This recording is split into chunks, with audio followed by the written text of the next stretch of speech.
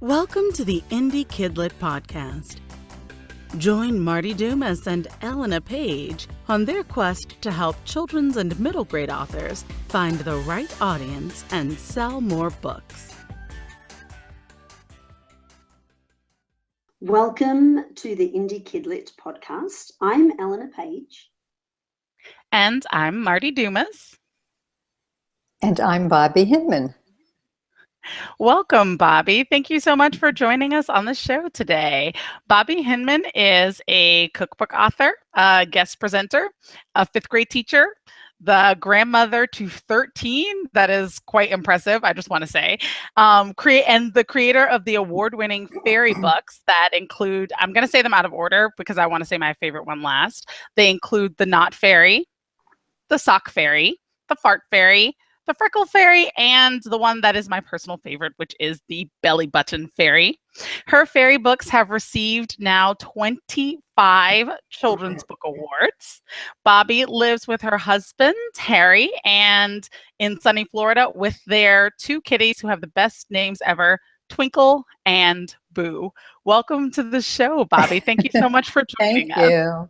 Thank you. Thank you for having me. I love being here.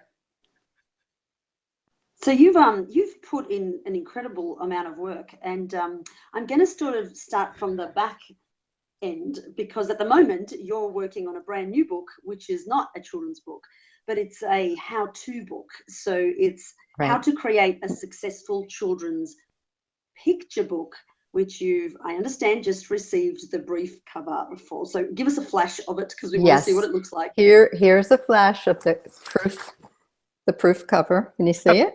And the people who are only listening on iTunes and Stitcher, they are so sad. They're going to need to run to the YouTube channel so that they can see the cover because it's gorgeous. It's really nice. It's pretty. Good point.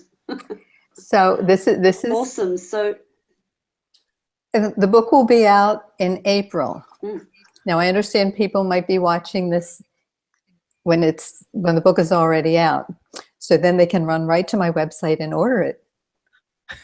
Fabulous. That's great. Do you want to?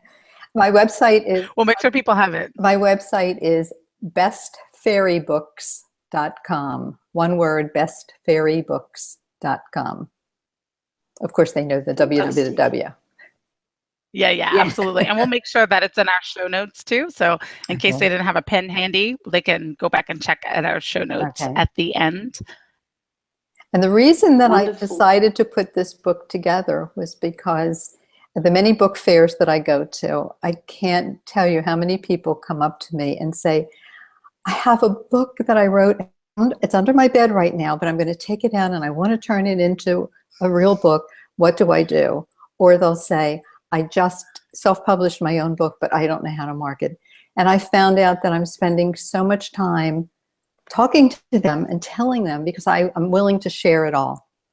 But it takes a long time. So I decided one day, why don't I just put this all in one nice compact volume? Smart woman. Put it out for the world. So it's 285 pages of things that I have actually done. That's amazing. So I totally, start? First of all, I'm going to buy it, but let's pick your brain while we have you. Okay. Where do we start? How do you create a successful children's picture book in terms of a good quality? Start with that. We have to start with the story. The story has to start with an idea. Okay. And I do give a lot of pointers in the book about how to come up with an idea. But first you have to know who you're targeting with your book. If you're writing a children's picture book, which is what I do, or just the children's picture books, are you writing it for toddlers? Are you writing it for second graders? Third graders read picture books too. And it makes a big difference in the words that you use and in the story you tell. So you have to know that before you start. And if you have the idea first, for instance, I'm going to write a book about pandas. Okay, that's fine. There's one way to write it for toddlers and completely different story to tell to second graders. Or if you say, well, I think I want to write a book for toddlers. I just want to write a book for toddlers. I don't have an idea yet. Well, then find yourself a group of toddlers and spend the day with them. read the books that they're reading, talk to them, see what they like, so you can gear it to a specific age group. That's so important. That's really great. So Yeah, that's like huge takeaway for me is the idea that you need to start with your audience in mind. I know a lot of times people really lump together children's books that just like as a just a giant mass, as if it's just one solid thing, children's And then books. they're so different. And they're so very different. Yes. So just can you give an example in case there's someone who's really new and wanting to be able to see the differences between them? What would you do differently if you were marketing a book? You used the panda example. What would you do if you were trying to write a book about pandas for toddlers versus writing a book about pandas for 7-year-olds? Well, for toddlers, it would be more about the pictures and less about the words. Now, pictures and the words have to work together in a picture book. But for the younger ones, I would have big pictures of pandas and little bits of words. This is a panda. The panda is black and white. Little things like that. When you get to the first and second graders, you can talk about the habitat. You can talk about what they do, what they eat, why they're so funny, why they're so cute, what you like about them. It's just a totally different mindset. And it's very important, since we're talking about dealing with children, that you have a focus group. Find some children that you can call in who can be brutally honest and tell you what they think of your story. And if you've decided that you're going to write a book for first graders, find some cousins, find some nieces and nephews and their neighbors, bring them all together. I had about 12 to 14 kids in my focus groups. It was everybody in my daughter's neighborhood. They knew there was a new story and they all came running. And they actually nixed one book completely. I read a book to them and their expressions didn't change. They just had no clue what I was talking about. They didn't get it. So that book was trashed. They had the most fun with me with the Fart Fairy. But if you ask a group of children who are in your target audience what they like and what they don't like, and then change the book so it's geared to them, you're much better off than if you say, well, no, I wrote it that way and I'm just going to keep it that way. So I feel like you are. That's amazing. Yeah, advice. this is amazing, because I feel like there are so many authors who are writing for adults who have beta readers, right? But when you are talking with indies who are wanting to write children's books, I think that they have, or the people that I've ended up talking to a lot, have this idea that they have read a lot of children's books and therefore they can just kind of pop it out, right, and not do the beta reading process. So I feel like this is really good reinforcement for all of us to go ahead and do that. Seek out the audience. True, but a lot of people who write children's books haven't read a lot of children's books. I was not going to say that part, but you did. So if I pick up a child's picture book in the library and it's in with a group for the younger part, the younger part of the age group, maybe kindergarten, preschool and kindergarten, and I see 5 or 6 or 7 rows of text on every page, I know that this wasn't written for them, because they can't handle that. They can handle at that age 1 line of text, but they can't handle a whole story. And they can only handle, up until 2nd grade, they can only handle a story that takes place in a short period of time, not the kind of story that you say, and then when he grew up 20 years later or whatever, that you've lost them, because they can only concentrate on what's happening today in their life. So that all of this has to go into it. Yes, before you talk about who's going to print it and illustrate it, get the story right. Absolutely. So when you are doing your focus groups with and I assume that you've got a number of grandchildren who can help you out with that in addition to the neighborhood. Yes. Okay. So when you're doing your focus groups with kids, do you have a dummy? Like, do you have an illustrated something that you're doing, or is it just the text? Usually it's just the text. And I tell them first what the character looks like, and I have them close their eyes and I describe the character. And they can really get it. They really are into this. They think that they're so important, which they are. And then with the title, I do the same thing. I run different titles by them to see what they like. And a seventh grader changed the last line of text in the Not Fairy. Oh, wonderful. Yes, because when at the end of it, she said to me, "That's not right. It's the ending of the Not Fairy who tangles your hair while you're sleeping. The ending was, I'm happy the Not Fairy visited me." And this little girl said, "Why would you be happy if the Not Fairy visited you?" She said, "Why don't you just say, it looks like the Not Fairy visited me?" And I said, "Yes, you're right. Thank you." That's really cool. Not just that you got that kind of feedback, but that you took it, right? I feel like absolutely. That's why I asked. To take the feedback. Don't ask children if you don't want to hear what they have to say. Yes, that's true. Yeah, I do run my books past my children, but as they're growing older, this is becoming problematic because I want to write younger stories a little bit still, and they're starting to be like, what is that? Because they're getting older out of that age group. So yeah, accessing right, and they wider. Yes, they think differently, and they see the world differently.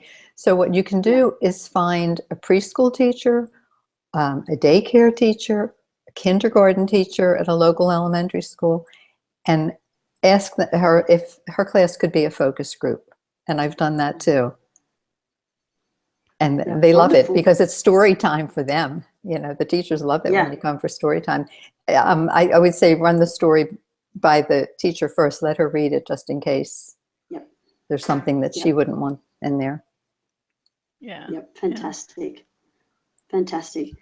So when it like in terms of putting your book together, where did you find like your illustrator and how did you go about it? Like, I mean, if you've written this fantastic book, you've tested it with your market, the words are all good to go.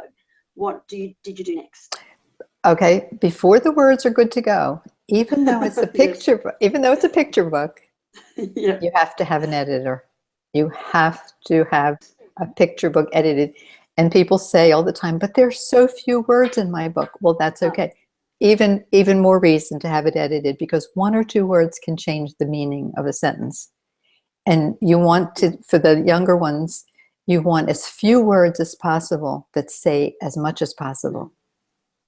So editor, how did you find your editor, Bobbie? I was very lucky because my Pilates instructor was a former editor from a relatively large publishing house. So she did the editing for my children's books. I was very lucky. Yeah, that's very lucky. We cannot. That's lightning in a bottle. I don't know if I can get to that one again. There are places online now. There are different websites. There's one called Upworks, and there's several others, but I can't think of the names right now, where you can go on and post the job that you're looking for. I need an editor for a children's picture book, and then people will contact you, and then you can interview them online. You can ask for references, and that's a good place. I found a proofreader that way recently. Yeah. Okay, good. But when it came to the illustrator, that was the big one, because usually when you've written a book about a character that you have in your head, you have an idea what that character looks like. The trick is to find somebody who can put that idea from your head onto a piece of paper. Mm-hmm. So I just went onto the internet. I Googled children's illustrators and I Googled fairy illustrators. And I sat and went through portfolio after portfolio until one popped. This was a Canadian children's illustrator, Christy Bridgman, fabulous illustrator. She had pictures on her website that had come from my head. They were my fairies. Wow. They were exactly my fairies. We were living in Maryland at the time. She lives in British Columbia, which is the total opposite end of the earth. And her pictures were so good that we flew out to meet her, my husband and I. It was interesting that we had to go to Seattle and then take the ferry boat to go to see the fairy illustrator. And we've worked together beautifully. She's wonderful. She's absolutely wonderful. She's the one that taught me how to make the pictures and the words mesh together. I don't think I really got it until I worked with her.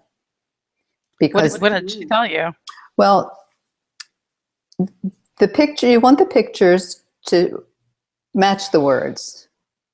You don't want to have a picture of a horse in a pasture if you're talking about Christmas dinner at grandma's house. The pictures have to match the words. But the pictures have to also enhance the words. Because with the picture book, you're using as few words as possible. The pictures can say the rest. So the words say half of the story, the picture says the other half of the story. Yeah. If the picture didn't say all that, you'd have to have too many words and you'd lose your audience. Yeah. So do you give, I'm going to do a small confession here. So one of my series is a series of illustrated chapter books. So they're transitional chapter books. And the poor illustrator who, like, I just love her to death. Her name is Stephanie Parkas, but my poor illustrator ends up getting all of the text that I know I couldn't put in the book. I'm like, so here, Stephanie, here's all the things that I could not say. Is it possible to get all these things into an illustration? She hasn't failed me yet, but what's your process? How do you get your illustrator the idea that you want the details in your illustrations? First, I write the story out and I put down what I think each character should be doing on each particular page. And then I email that to her. We have to email because we're so far apart. She reads that, she adds her notes to it, sends it back to me. I do it. We start out with black ink, then mine's in red, and then hers comes back in blue or green, and mine goes back in another color. And with all of that back and forth, we can come up with something. And she always surprises me and throws in extras. For instance, let's see, in the Knot Fairy, there's a page where the fairy has just knotted and tangled a little girl's hair during the night and she's leaving. And it just says, and when I should know the words by heart. I can't think of them right now because I have too many books in my head. But she leaves and she flitters away. And you see the little girl who had brushed her hair before she went to sleep has this mass of tangles. But what you also see in the picture is the cat has a knot in its tail. The dog sitting there has knots in his whiskers. There's a little mouse that has followed her throughout because there's a little mouse hole in her house. There's a knot in the mouse's tail. There's a pair of tennis shoes sitting on the floor. They're knotted together. All of that is in the pictures. Yep. And the kids love to find things like that in the pictures. They love it. Yes. It becomes almost like a Where's Waldo kind of thing to see what happened in each picture. Yeah. So those are the kind of things that she taught me to add to pictures. So, and we also found that there are certain props that the kids have that you can put in each picture to add some more continuity.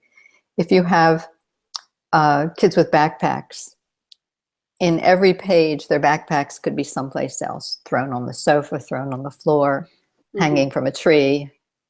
The fart fairy travels with his pet skunk, Stinky. Stinky has wings also. He's a little fairy skunk. And in every page, you see Stinky someplace else doing something. So there are always things for kids to look for. Yeah. And so that there's lots of interest all over the page and that you can get something out of it every time you're reading it again. Being able to read something over again is one of my criteria for buying picture books as a parent. If it's a thing that we can digest in one read in the bookstore, then we're probably going to do that.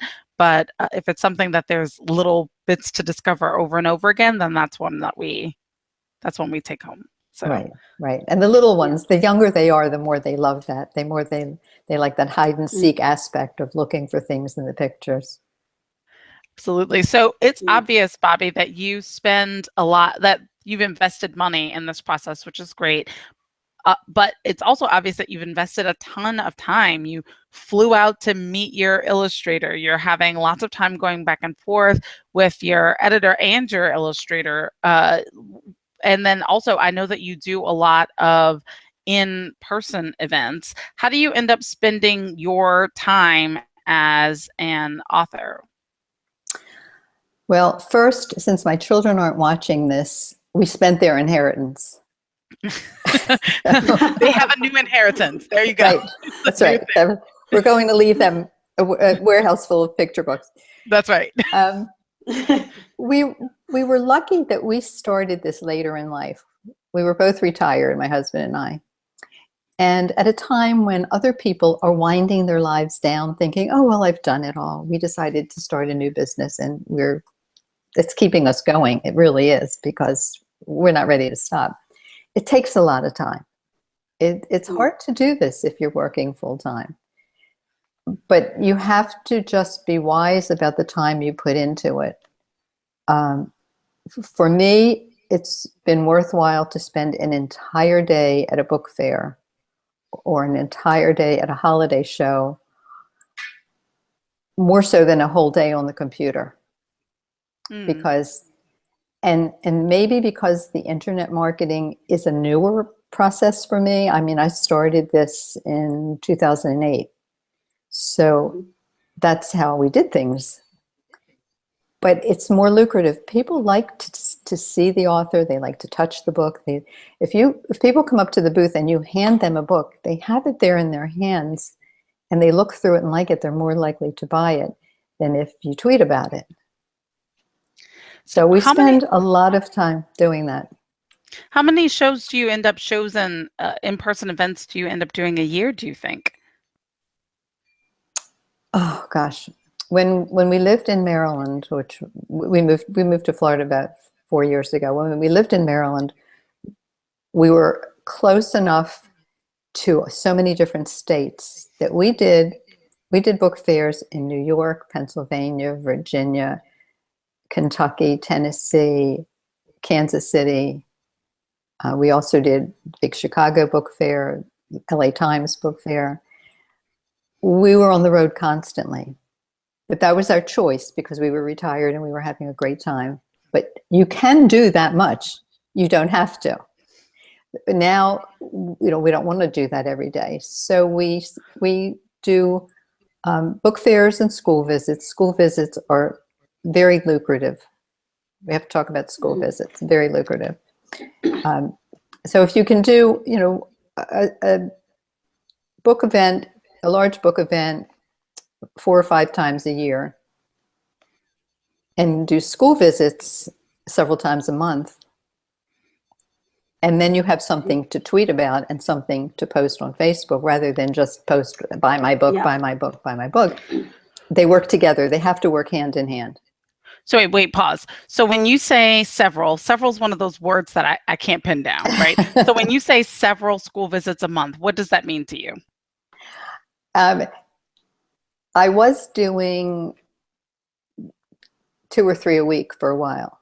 That's really a lot. And that's because the more you do, if you do a good job, the more you're asked to do.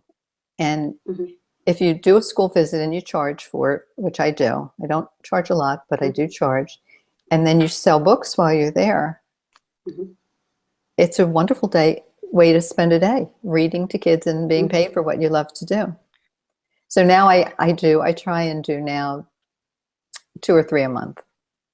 Okay. So how many, when you can tell us no that you don't want to answer this question, by the way, but we're very curious. Okay. People. How many books do you expect to sell at a school visit when you go into a school visit? A lot depends on the school and the area, and I charge. Well, I can tell you how much. Do you want to know how much I charge for a school visit? We would love to hear whatever you want to tell us. Tell us all the things. Okay. I charge $400, which is not a lot. I have talked to many authors who charge $1,200.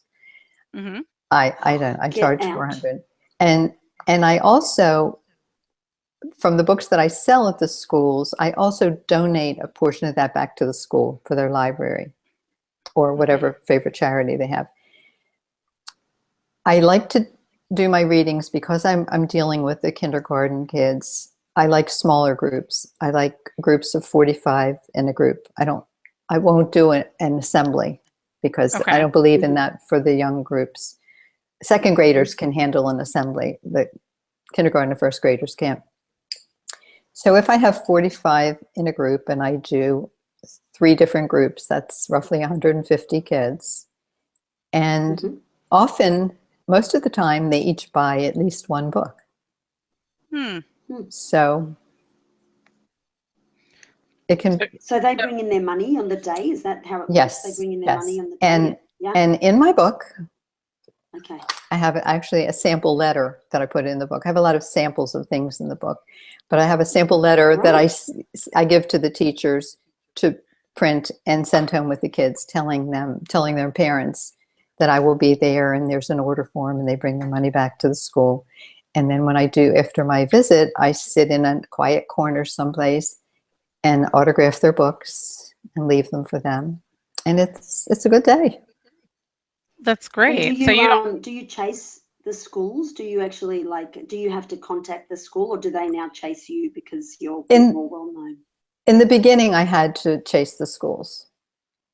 And what I did was actually call each school to get the name of the contact person rather than just walk in on them or just send a book. Sometimes it's the PTA president, sometimes it's the media specialist. And then I call that person and say, I was referred to you by so-and-so in the main office, and this is what I do. And I say, I'd like to drop off some information for you to look at. And then I take them a book and some flyers. And then I have to follow up with that. And if they say yes, great, we schedule it. If they say no, I say, the book is a gift for your library. Thank you. And fantastic. Very often they will, at some point, they will say, we're having such an event. Let's call that author. She was so nice. She left us a book. And now they call me, so I don't have to do that. But the more credible you are when dealing with the school, the better off you are. If you email them anything, check your spelling and grammar. If you have anything in your credentials that gives you more credibility, use it. I was a former elementary teacher. That's important to them. So anything like that, or if the book has won any awards, you can say, my book has won such and such. So use your credibility. And then if you don't have any credibility, once you've done a few readings and you get reviews, you ask for references from the teachers and ask them to write reviews, there's your credibility. Great, good points. And just to diverge a bit, to get off a bit on the schools, but going to the awards just for a minute, because that word pinged in my brain. How do you find the different awards? And does that get expensive? Like, my thing is, gosh, I want to do awards, but I have almost now 7 books in the one series. Do I put them all forward for these awards, which cost a fair bit each? Do I take my life savings and put it into awards? What's the best approach? That's a tough one because awards are expensive. So you don't want to enter every award. There are a lot of awards that are geared to self-published books. So those are good ones. The ones I enter 5 or 6 for each book. And it does add up. If you enter your book in several categories, that doubles the price. So I usually stick to one category, just children's picture books. I think it has made a difference. There's no way to really track a lot of these things and tell what's going to make a difference.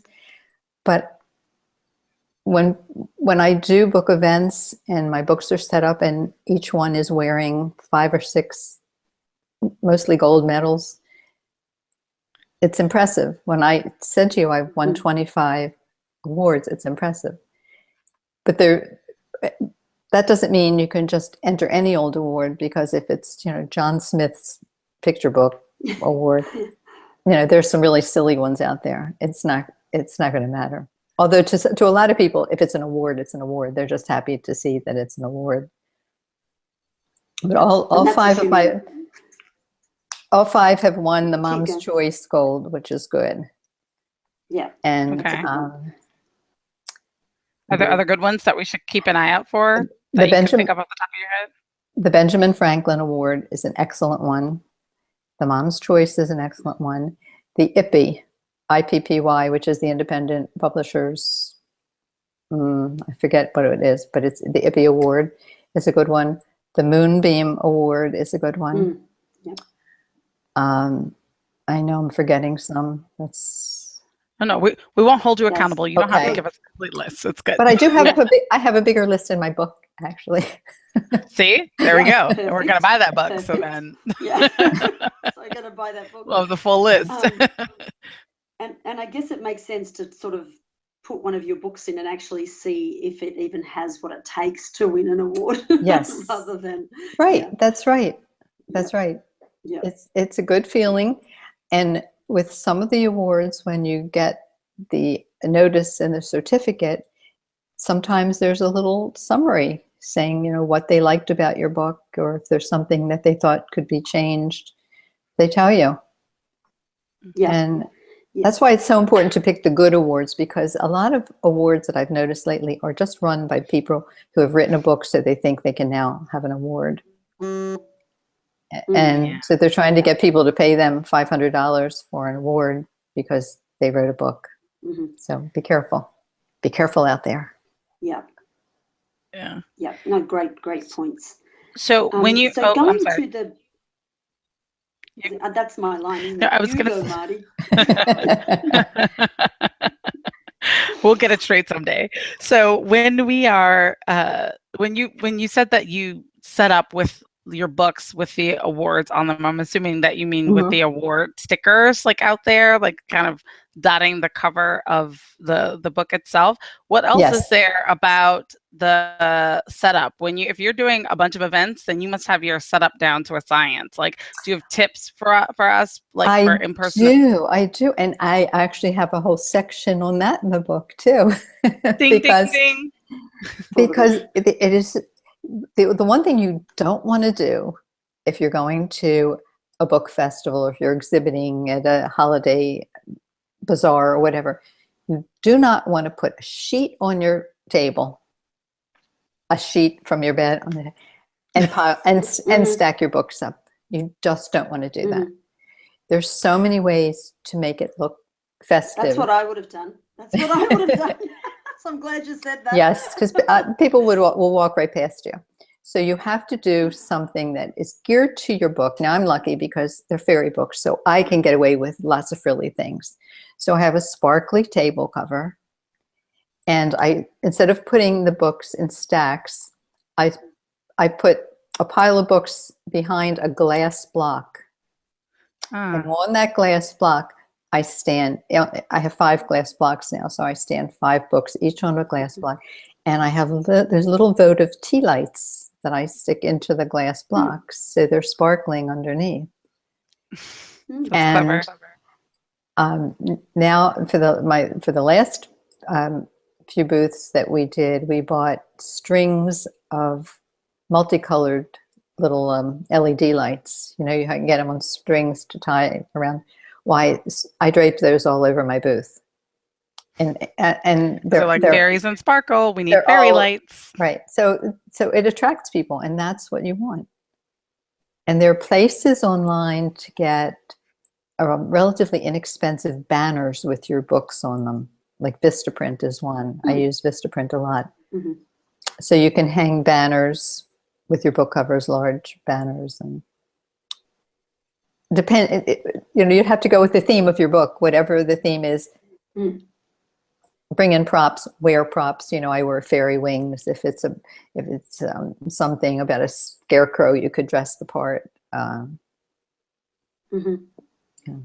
I've seen people who've written books about animals, and they bring their animals with them. If it's a book about a dog, they bring that actual dog, and have fun with it. And do something to attract attention, be a little gaudy. You want the kids. You want the kids to be like, I want to go to that one, Mummy. Right. Like, you know, not yeah. Yeah, great points, really great points. So I want to ask about the books themselves and the production process, because that's I noticed that you have, you know, CDs that come in your books.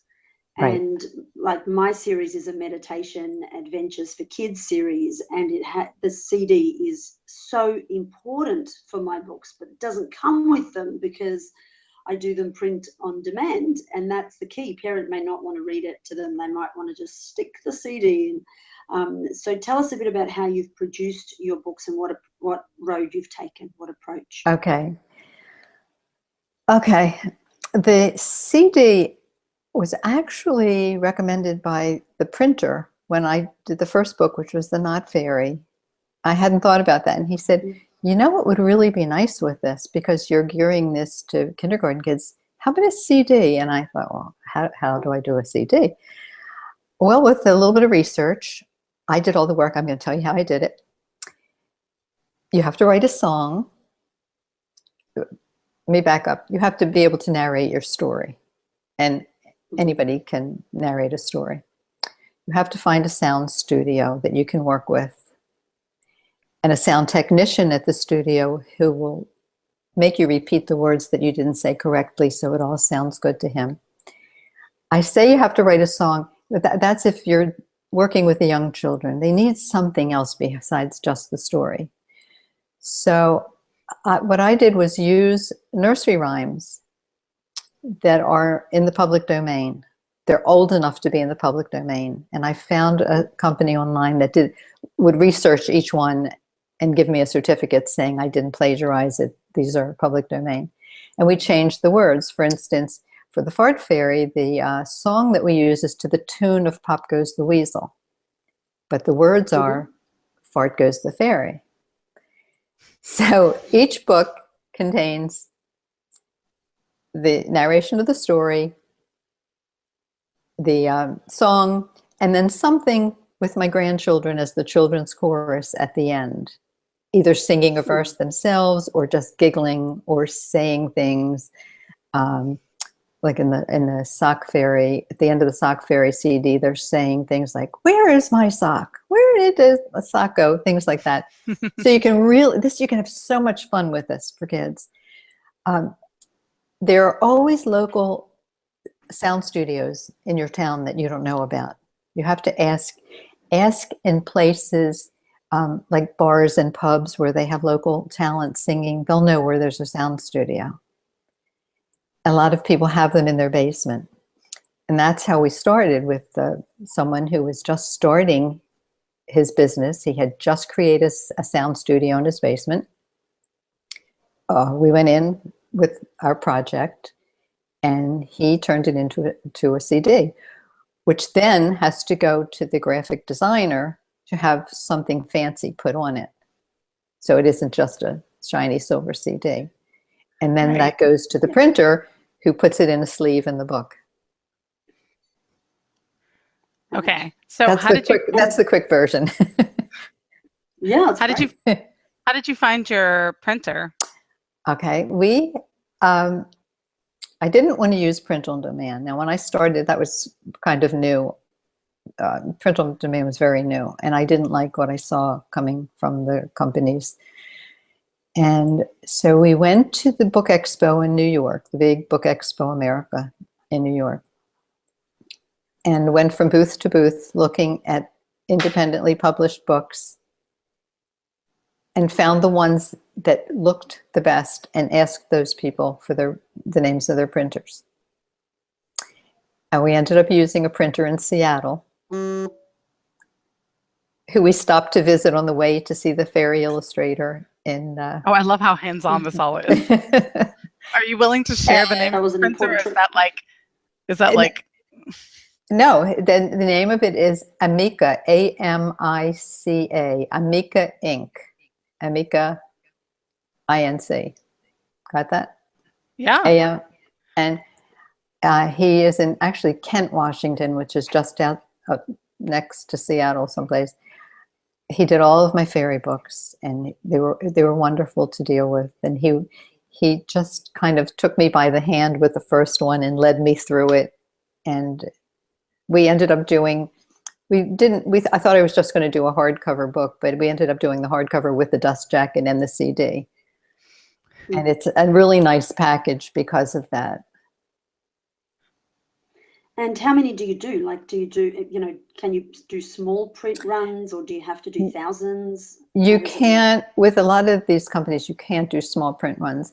And we were so gutsy. My husband and I were so gutsy because the more you print, the lower the cost. Okay. So our very first order of the Knot Fairy was 5,000 books. Wow. Thinking back, I think, whew.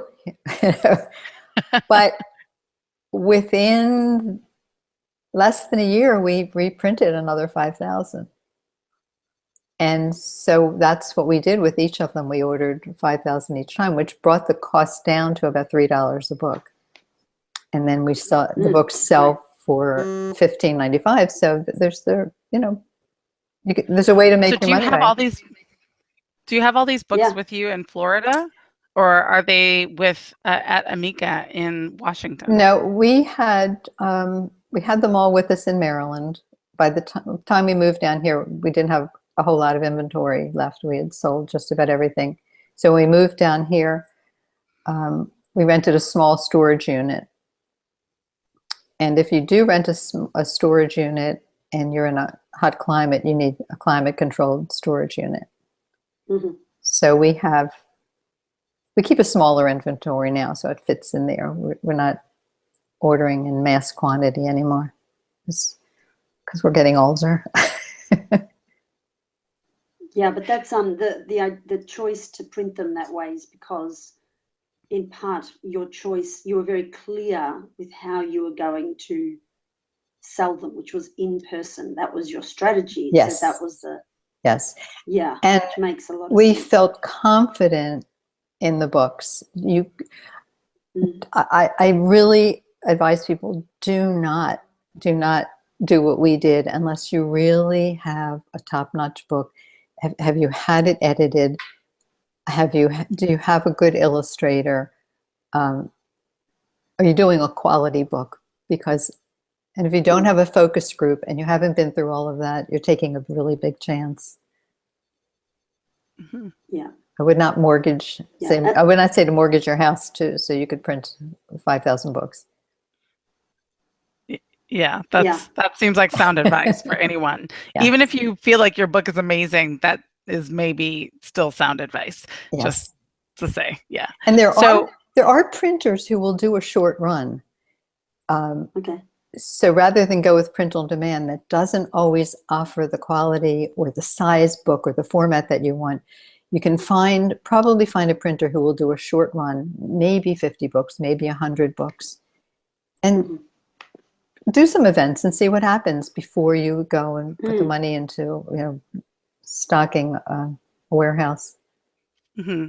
So do you have your printed books? You have some of them in a climate controlled storage unit there in Florida. Yes, we do. Do you have any with Amazon, or when people order your books online, are you running out to mail them each time? Do we get like a little bit of from Bobbie every time we order one of your books online? If you order them from me on Amazon, they come from me. But what happens with books, and this really surprised me because I didn't know how many people put used books on Amazon. So if you look up anybody's book, you'll see that 75 other people are selling it for less. And I guess there's nothing we can do about that. I also sell from my website. And so from my website, I can autograph them. And I offer free shipping from my website, so people will be tempted to buy it from me. Yeah. So is it are you US focused? So therefore your sales are all US focused? Yes. Now from Amazon, they'll ship any place. I can't because people won't pay what the shipping is. I mean, I don't blame them. I've had 3 requests in the past week. One to ship to England, one was to Italy, I think, and one was to Peru. Well, and when I went back to them with the shipping cost, they said no. It was basically $20 on top of the price of the book. So, but I do hope to get this one out as in Kindle version. The fairy books are Kindle version. They're available, but of course without the sound. Absolutely. Do you have the audiobook versions available through Audible or iTunes? Not yet. I need a 14-year-old to set the rest of it up for me. True. And how do the books perform like on the online space, like the ebook? Do you still sell a fair few of those? Yes, I do. I do the KDP Select. KDP Select, and I actually have a little graph that I put in this How to Write book, showing on a day when I advertise a free book how it peaks on their graph. 2 months ago, the Sock Fairy won an award for the Amazon Best Book Award. And I didn't know that when you win this Amazon Best Book Award, they send you a cash bonus. So I was very surprised because we got a check for $250 from Amazon. Congratulations. The Sock Fairy was a best book last month. So awesome. So I think there are people that don't want to do the free books. They don't believe in giving their books away. You really don't make that much money on the Kindle books because they don't sell that high. If you try to sell them too high, you won't sell them at all. So it's a great incentive, and it builds up these Amazon awards that I have yet to understand. But then they send you money. So you're like, I will take that money. Thank you so much. And I believe in giving things away. I believe in giving. I give a free book, a free little toy with every book you buy at a book fair for me, a little doll, or if you buy a fart fairy, you get a whoopee cushion. I believe in doing that. Kids love it, mothers love it, and it helps make the sale when they see the sign that says free toy with each book. Yeah, that's great. Yeah. And you've definitely moved a lot of books. I think are you over 50,000 copies at this point, Bobbie? Yes. Congratulations. That's great. Yes. Thank you. Well done. Thank you. Thank you. That's why I have arthritis in my hand. from all the work that's being done there. That's right. You keep it working. But we love it. We really do love it. And I'm lucky because my husband loves it too. And we do it as a team. I keep saying he's my Sherpa because he carries the books. And that's the job, right? Yes. Yes. I'm going to get him a parka so he looks like a Sherpa, carrying my books up the Himalayan mountains.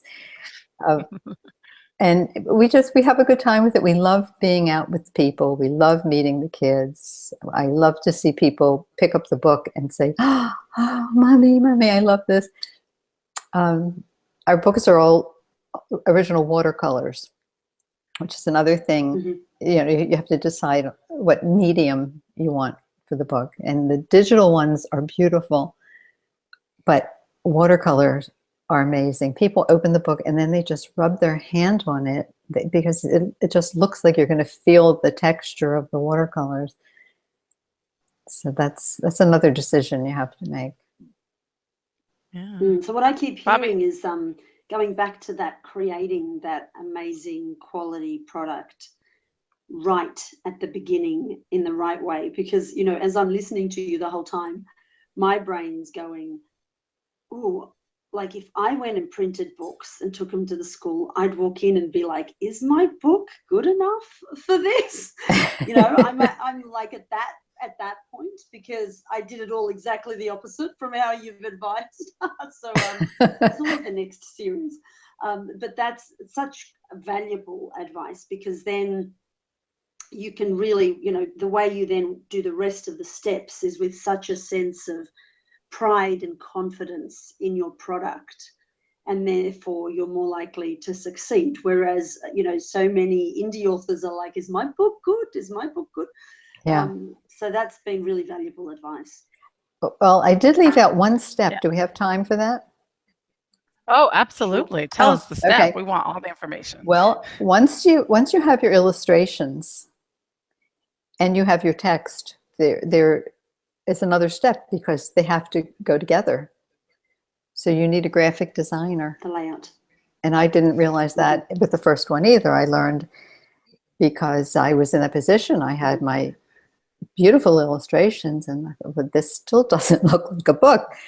So the graphic designer is so important. They do magic. This one has been with me. He worked with me on all 5 children's books, and he just finished putting together my new book. They're the ones that put it all together. Not only do they put the pictures on, the words on the picture, but if the color has to be pumped up, they do that. If there's something that you forgot on a page, like the backpack we talked about, if you have a child in the book that has a backpack from page to page, if you forget it, he can take it from one page and put it there for you. And that's the one, he's the one that gets it camera ready for the printer, talks to the printer, speaks the same language as the printer when it comes to these files that they're using. And that's the magic step that I don't see how you can do it without that. Yeah, I agree. I do. I see people asking questions on the various Facebook groups saying, does anybody know how to get the book onto CreateSpace, because I can't get this step and I can't get that step. A graphic designer does all that. So I'm very generous with everything except the contact details for my favorite graphic designer because he's amazing, and also he's terribly busy, and I don't want him to be busier than he already is so that he can continue to fit me in. But so I agree with you selfishly about that, well, about that step. I proudly put his name in all of my children's books, and it's in this one too, because he's wonderful. He really is. Yeah, I love that you use the right professionals to get the right job done as well. Because again, one of the indie diseases, I call it a disease, is the I've got to do everything myself scenario. Right. To save money. And that's sometimes because if you're already trying to save money, deep down you're actually believing you're not going to make money on the other end to pay off. Yes, that's true. And so, not to put anybody down, but if you can't afford to do it, don't do it. Yeah. You know, you could do it. You could do an ebook, but even an ebook without the right steps isn't going to do well. So, you know, I talk about with the illustrators, so many people want to illustrate their own books. Dr. Seuss illustrated his, so that's an example. It can be done, but generally, you really have to get a professional. It's called, I don't know why they call it self-publishing, because you can't do it yourself. Yeah, you really can't. Very, very few people can. I definitely prefer the term indie for exactly that reason. Yes. Probably have a team of people that you're working with. It's just that you're not being tied to one of those giant publishers. Right, right. And if you're in control of everything, and if you send your book to a POD company or some of the other types of subsidy publishing houses, you've lost control of it. I guess because I knew what I wanted to be in charge of every step and not move on to the next step till that step was right. That's amazing. I feel like that's a huge part of it, that if you do know what you want, then you want to be able to have that control. And if you don't know what you want, then you want to control to be able to find the people to work with that you trust to help give you advice on the next step. Bobbie, it has been really amazing to talk with you. We are almost out of time, but I want to check in with Elena because she's asking one more question. So Elena, do you have one more question for us? No, this is 2 times in a row. Wow. Can I say one more thing really fast? Oh, no, please do. Yeah. Don't. Make sure as an indie author that you own your ISBN number and your copyright. Don't let anybody do it for you. You must own the ISBN. Whoever owns the ISBN number owns the rights to publish the book. And if somebody else applies for your copyright, there's a chance they would put their own name as claimant and not yours. So own those things. Wonderful. So that's one more gem. And obviously we honestly have hardly touched on at all the way that you integrate your online marketing with your in-person marketing.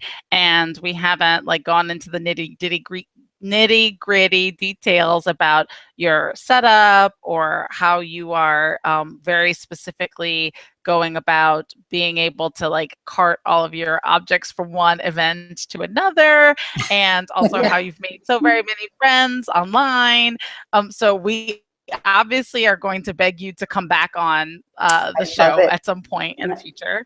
And we hope that, okay, great. Yeah, I would another sucker in the basket. That's good. Elena, is there anything else that we need to say before we sign off?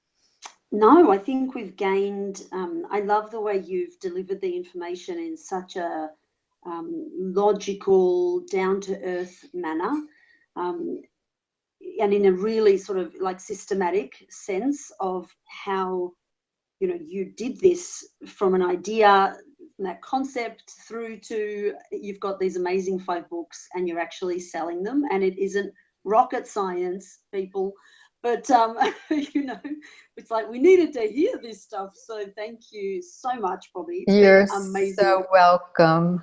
It's been so much fun spending the afternoon with you. Well, that's wonderful. And we're all going to go and buy that book, How to Create a Successful Children's Picture Book. We are hanging out for when it comes out. We want the letters that are inside the book. Everything else that's in there. So tell us again where people can find you, your books, and where you live online. Okay. My website is bestfairybooks.com. Perfect. All one word, Best Fairy Books. And I've had a wonderful time. Thank you. Thank you for listening. I like to tell the story, so thank you for listening. We love to listen to you. And people can find the show notes and links to Bobbie on Facebook, because I put all those links into the show notes, and where to follow you on Amazon. They're all in the show notes too, at indiekidlitpodcast.com. And again, it's been an awesome time speaking with you, Bobbie. Thank you so much. Thank you.